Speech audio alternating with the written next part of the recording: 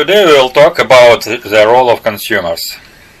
We will look at how consumers influence the field of the marketing and how the marketers influence consumers. Learning objectives.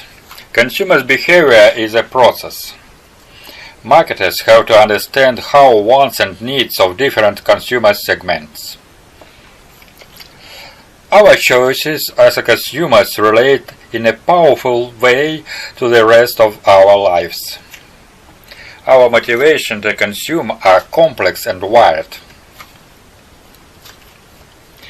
Technology and the culture create a new always-on consumers. Many types of specialists study consumers' behavior. And there are different perspectives regarding how and what we should understand about consumer behavior. In the early stages of development, researchers referred to the field as a buyer behavior. Marketers now recognize that the consumer behavior is an ongoing process, not merely what happens at one point in the transaction cycle. We call the transaction of value between two or more an exchange. What is the consumer behavior? The study of the processes involved when the individuals or groups select, purchase, use, or dispose of products, services, ideas, and experiences to satisfy needs and desires. We call the person who identifies a need or desire, makes a purchase, and then disposes of the products as a consumer. The purchaser or user might be the same person or not. It's an integral part of the marketing, but the consumer behavior recognizes that the entire consumption process is relevant for marketers. Figure illustrates this issue. You can see in the slide that there are three key studies: pre-purchase, purchase, and post-purchase.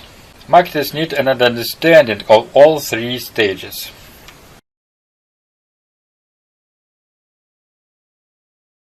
The use of marketer segmentation strategies means that an organization targets its products, services, or ideas only to specific groups of the consumers, rather than to anybody. Even it means that other consumers who don't belong to this target market aren't attracted to it. Marketers must understand the various consumer segments that are targeting in order to meet the segment's needs. Many dimensions are relevant for understanding consumers' needs and wants. Usage, whether heavy or light, can help to focus marketers' energies. In addition, there are many demographic variables that can help to understanding groups of consumers. Demographics are statistics that measure observable aspects of the population. Some of the most common demographic measures are age, gender, family structure, social class, race and ethnicity, and geography. Even lifestyle can be useful to marketers in that consumers may share demographic characteristics but have very different lifestyles. Marketers try to understand their consumers and develop belong relationship.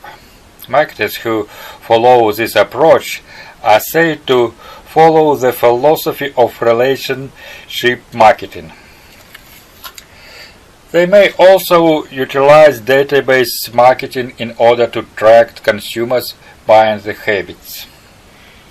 Database marketing tracks specific consumers' buying habits very closely and crafts products and messages tailored precisely to people's wants and needs based on this information. The collection and analysis of extremely large data set is called big data. In a single day, consumers create more 3 quintillion bytes of data. Big data can influence many areas of consumers' life. Marketing influences popular culture, and popular culture influences marketing. Many people don't realize the extent to which marketers influence popular culture.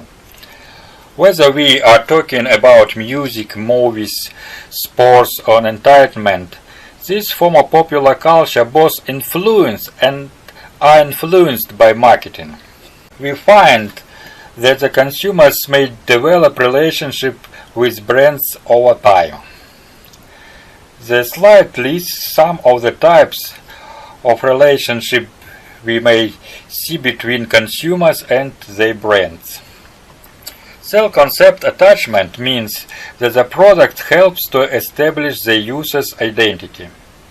Nostalgic attachment means that the product serves as a link to the consumer's past.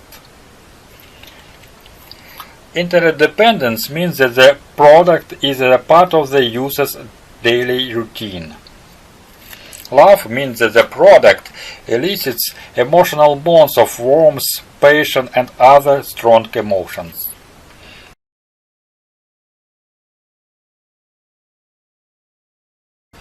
People often buy products not for what they do, but for what they mean. Products play an external role in our lives. Motivation refers to the processes that lead people to behave as they do. It occurs when the need is aroused that the consumer's wishes to satisfy. Consumers can be described according to many different needs. Three of the most commonly discussed needs include need for affiliation, power, and uniqueness. Need for affiliation is relevant to products for people in groups. Need for power relates to our desire to have a mastery over our environment and surrounding. Need for uniqueness relates to our desire to be distinctive. Maslow's hierarchy of needs is also useful to understanding needs and how consumers seek to fulfill those needs. Figure presents this model. Lower-level needs include physiological and safety needs.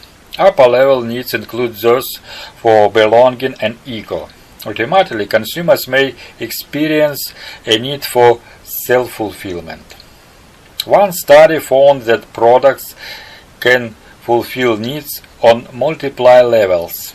For instance, gardening can satisfy the need for physical activity, the need to feel safe by eating one's home-grown food, the need to share the activity with others, the need to feel that one is a component as a gatherer, and the need for sense of peace.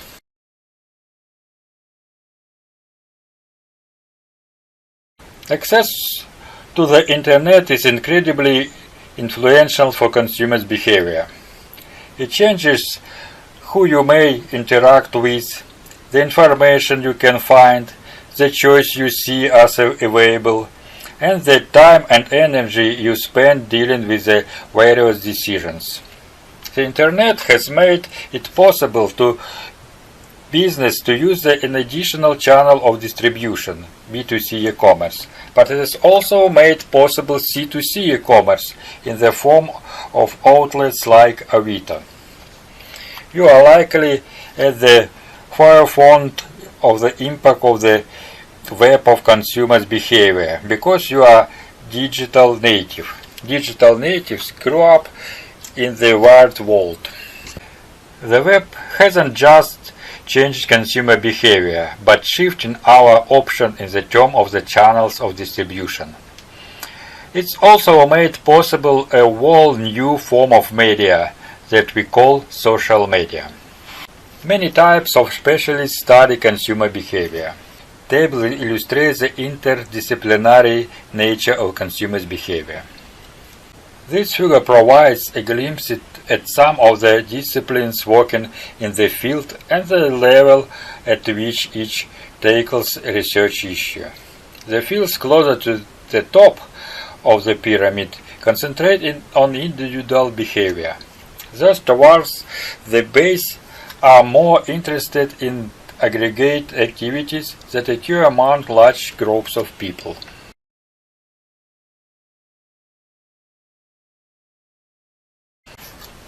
We call a set of the beliefs that guide our understanding of the world a paradigm.